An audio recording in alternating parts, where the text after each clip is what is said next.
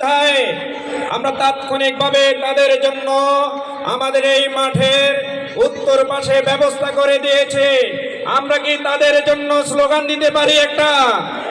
নারে তাকবীর, নারে তাকবীর, আল্লাহু আকবার। বাংলাদেশ জামাত ইসলামী জিন্দাবাদ জিন্দাবাদ। আতিক ভাই ভয় নাই, রাজপথ ছাড়ি নাই, এলাকায় ছাড়ি নাই, আতিক ভাই ভয় নাই। নারে তাকবীর। আল্লাহু আকবার।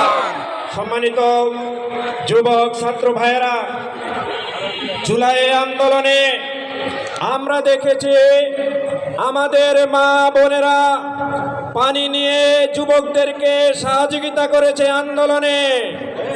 আমরা হয়ে দেখেছি একজন মা ভাত রান্না করে রাস্তায় আন্দোলনরত যুবক ছাত্রদেরকে লোকমা ধরিয়ে খাইয়েছে। আজকের এই সমাবেশে বন্ধের উপস্থিতি মনে করে দেয় ফেব্রুয়ারির ইলেকশনে এই ভোট যুদ্ধে আমাদের মা বোনেরাও আমাদের পাশে থাকবে ইনশাআল্লাহ। সংগ্রামী সমাবেশ এই পর্যায়ে শুভেচ্ছা বক্তব্য রাখার জন্য সবিনয় অনুরোধ করছি বাংলাদেশ জামাত ইসলামী ঢাকা মহানগরী উত্তরের মজলিস শুরার সদস্য ভাটারা থানার সংগ্রামী আমির অ্যাডভোকেট রেজাউল করিম। শুভেচ্ছা বক্তব্য রাখছেন অ্যাডভোকেট রেজাউল করিম।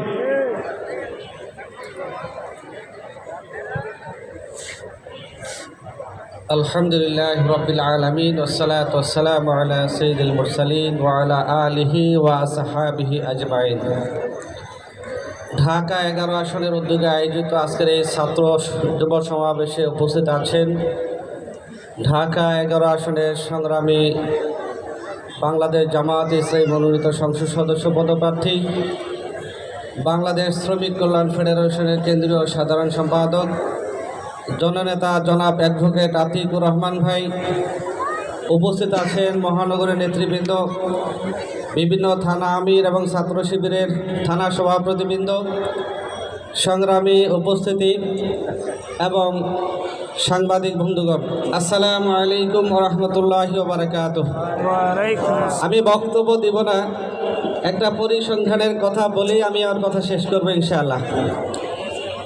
একটি পরিসংখ্যানে দেখা গেছে বাংলাদেশে বর্তমানে 4,75,00,000 মানুষ হচ্ছে তরুণ এবং যুবক, যা পার্সেন্টেজ হিসাবে প্রায় 28%। অর্থাৎ বাংলাদেশের গুরুত্বপূর্ণ একটা অংশই হচ্ছে তরুণ এবং যুবক, যারা এই বাংলাদেশটাকে পরিবর্তন করে দিতে পারে। আগামী নির্বাচনে এই তরুণ এবং যুবকরাই নিয়ামক শক্তি হিসাবে ভূমিকা পালন করবে ইনশাআল্লাহ। আর এই তরুণ এবং যুবকদের জন্য বর্তমানে যে সকল রাজনৈতিক দল রয়েছে কারো কাছে তেমন কোনো কর্মসূচি নাই, একমাত্র জামাত ইসলামী ছাড়া। জামাত ইসলামী পারবে এই তরুণ এবং যুবকদেরকে কাজে লাগিয়ে বাংলাদেশকে একটি সত্যিকার সোনার বাংলায় পরিণত করতে। আমরা বিশ্বাস করি আমাদের অ্যাডভোকেট আতিকুর রহমান ভাই যদি এই আসন থেকে নির্বাচিত হন, আমাদের নায়েবে আমির শামসুল ইসলাম ভাই বলেছেন ওনাকে আমরা মন্ত্রী করব। আমরা এই মন্ত্রীর মাধ্যমে এই তরুণ যুব শক্তিকে কাজে লাগিয়ে এই শুধু রামপুরা বাড্ডা ভাটারা নয়, সারা বাংলাদেশকে বিশ্বের মানচিত্রে একটি ভবিষ্যৎ সম্ভাবনীয় দেশ হিসেবে আমরা বাংলাদেশকে প্রতিষ্ঠিত করবো ইনশাআল্লাহ। আমি এই তরুণ এবং যুবকদেরকে আমাদের অ্যাডভোকেট আতিকুর রহমান ভাইয়ের পক্ষে আগামী নির্বাচনে একদম বলিষ্ঠ ভূমিকা পালন করার উদাত্ত আহ্বান জানিয়ে আমি ওর কথা শেষ করছি। আসসালামু আলাইকুম ওয়া রাহমাতুল্লাহ।